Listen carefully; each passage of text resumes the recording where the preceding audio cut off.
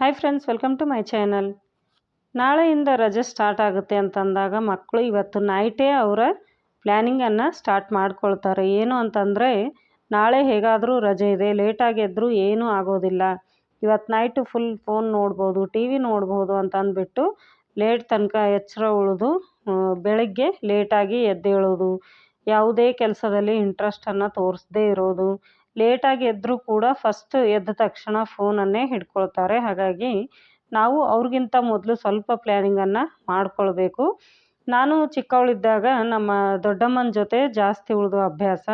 ಅವರ ಜೊತೆ ಊರುಗಳಿಗೆ ಹೋಗೋದಾಗಲಿ, ಅವ್ರ ಜೊತೆ ಹೊಲಕ್ಕೆ ಹೋಗೋದಾಗಲಿ, ಅವ್ರ ಜೊತೆ ಅಜ್ಜಿ ಊರಿಗೆ ಹೋಗೋದಾಗಲಿ, ಅವರು ನಮ್ಮ ಮನೆಗೆ ಬಂದಾಗ ಒಂದೆರಡು ದಿವಸ ಜಾಸ್ತಿ ಉಳ್ಕೊಳ್ಳಿ ಅಂತಂದ್ಬಿಟ್ಟು ಅವರ ಚಪ್ಪಲಿ ಕೂಡ ನಾನು ಮುಚ್ಚಿಡ್ತಾ ಇದ್ದೆ, ಅಷ್ಟು ಇಷ್ಟ ಇದ್ದರು.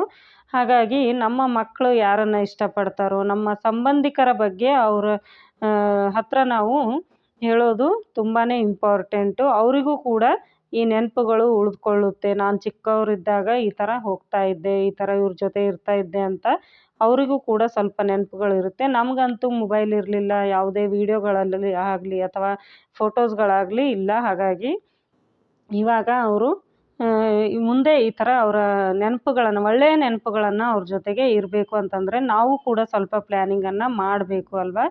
ಇವಾಗ ಹಾಸ್ಟೆಲಲ್ಲಿ ಇರೋ ಮಕ್ಕಳಾದರೆ ಪಾಪ ಅವರು ರಜೆ ದಿನಗಳು ಬಂದಾಗ ಅವರ ಪೇರೆಂಟ್ಸ್ ಹತ್ರನೇ ಅವ್ರು ಬರ್ತಾರೆ. ಅವರಿಗೆ ಸಂಬಂಧಿಕರ ಮನೆಗೆ ಹೋಗೋದಕ್ಕಂತೂ ಸಮಯ ಸಿಗೋದಿಲ್ಲ. ಹಾಗಾಗಿ ನಾವು ಮನೆಯಲ್ಲಿರುವ ಮಕ್ಕಳನ್ನು ನಮ್ಮ ಜೊತೆ ಇದ್ದೇ ಇರ್ತಾರೆ, ನಮ್ಮ ಜೊತೆ ಇದ್ದು ಕೂಡ ಇರೋ ಹಾಗೆ ಇರ್ತಾರೆ. ಅವರು ಫೋನಲ್ಲಿ ಬ್ಯುಸಿಯಾಗಿರ್ತಾರೆ, ನಾವು ಕೂಡ ನಮ್ಮ ಸಮಯವನ್ನು ಫೋನಲ್ಲಿ ಕೊಟ್ಟಿರ್ತೀವಿ. ಹಾಗಾಗಿ ಈ ಥರ ಯಾರ್ದಾದ್ರೂ ಮನೆಗೆ ಹೋಗೋದಾಗಲಿ, ಯಾರನ್ನಾದರೂ ನಮ್ಮ ಮನೆಗೆ ಕರೆಯೋದಾಗಲಿ ಮಾಡಿದಾಗ ನಾವು ಆದಷ್ಟು ಈ ಥರ ಸಂಬಂಧಿಕರ ಜೊತೆ ನಾವು ನಮ್ಮ ಸಮಯವನ್ನು ಕಳಿಬೋದು ಅಂತ ಹೇಳೋದಕ್ಕೆ ಇಷ್ಟಪಡ್ತೀನಿ.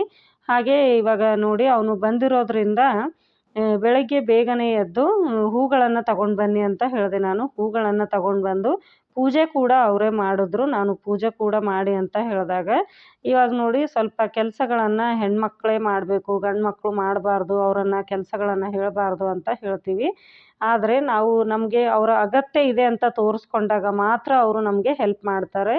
ಇಲ್ಲ, ಯಾರೂ ಬೇಕಾಗಿಲ್ಲ, ನಾನು ಎಲ್ಲ ಕೆಲಸಗಳನ್ನು ಮಾಡ್ಕೊಳ್ತೀನಿ, ನೀವು ಮಾಡಬೇಡಿ ಅಂತ ಹೇಳಿದಾಗ ಅವರು ಮಾಡೋದಕ್ಕೆ ಬರೋದಿಲ್ಲ. ಹಾಗಾಗಿ ಹೆಣ್ಮಕ್ಳಿರಲಿ ಗಂಡು ಮಕ್ಕಳಿರಲಿ ಸ್ವಲ್ಪ ಕೆಲಸಗಳನ್ನು ಅವರಿಂದಲೂ ಕೂಡ ನಾವು ಮಾಡಿಸ್ಕೊಂಡಾಗ ನಮಗೂ ಕೂಡ ಹೆಲ್ಪ್ ಆಗುತ್ತೆ. ಹಾಗೆ ಅವರಿಗೂ ಕೂಡ ನಮ್ಮ ಹೆಲ್ಪ್ ಬೇಕು ಅವರಿಗೆ ಅಂತ ಅರ್ಥ ಆಗುತ್ತೆ.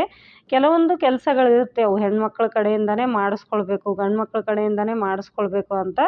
ಆದರೆ ಸ್ವಲ್ಪ ಕೆಲಸಗಳನ್ನು ಯಾರು ಮಾಡಿದ್ರೂ ಏನೂ ಆಗೋದಿಲ್ಲ. ವಿಡಿಯೋ ನಿಮಗೆ ಇಷ್ಟ ಆಗಿದೆ ಅಂತ ಅಂದ್ಕೊಳ್ತೀನಿ. ವಿಡಿಯೋ ಇಷ್ಟ ಆದರೆ ಲೈಕ್ ಮಾಡಿ, ಶೇರ್ ಮಾಡಿ. ಹಾಗೆ ನನ್ನ ಚಾನಲನ್ನು ಹಿಂದೆ ನೋಡ್ತಾ ಇದ್ದರೆ ಸಬ್ಸ್ಕ್ರೈಬ್ ಮಾಡಿಕೊಂಡು ನೋಡಿ. ಎಲ್ಲ ಮಕ್ಕಳು ಮನೆಯಲ್ಲಿರೋದ್ರಿಂದ ಇವತ್ತಿನ ದಿನ ಹೋಗಿದ್ದೇ ಗೊತ್ತಾಗಲಿಲ್ಲ. ನನಗಂತೂ ತುಂಬಾ ಇಷ್ಟ ಆಯಿತು ಇವತ್ತಿನ ದಿನ. ನೀವು ಚಿಕ್ಕವರಿದ್ದಾಗ ಯಾರ ಮನೆಗೆ ಹೋಗ್ತಾ ಇದ್ರಿ, ಹೆಚ್ಚು ಯಾರ ಜೊತೆ ಉಳಿತಾ ಇದ್ರಿ ಅಂತ ಅನ್ನೋದು ಕಮೆಂಟ್ ಮೂಲಕ ತಪ್ಪದೆ ತಿಳಿಸಿ. ಹಾಗೆ ಇವರು ಮಕ್ಕಳು, ಇವ್ರಿಗೇನು ಗೊತ್ತಾಗುತ್ತೆ ಅಂತ ಯಾವತ್ತೂ ಕೂಡ ಅಂದ್ಕೊಳ್ಳೋದಕ್ಕೆ ಹೋಗಬೇಡಿ. ನೀವು ಅವ್ರ ಜೊತೆ ಯಾವ ಥರ ನಡೆದುಕೊಳ್ತೀರೋ ಅವರು ಜೀವನ ಪೂರ್ತಿ ಮರೆಯೋದಿಲ್ಲ. ಈ ನೆನಪು ಅವರ ಜೊತೆಗಿರುತ್ತೆ. ಹಾಗೆ ನಿಮ್ಮ ಮೇಲೆ ಡಿಪೆಂಡ್ ಆಗಿರುತ್ತೆ, ನೀವು ಅವರ ಒಳ್ಳೆಯ ನೆನಪುಗಳಲ್ಲಿ ಇರ್ತೀರೋ ಅಥವಾ ಯಾವ ನೆನಪಲ್ಲಿ ಇರ್ತೀರೋ ಅಂತ ಅನ್ನೋದು.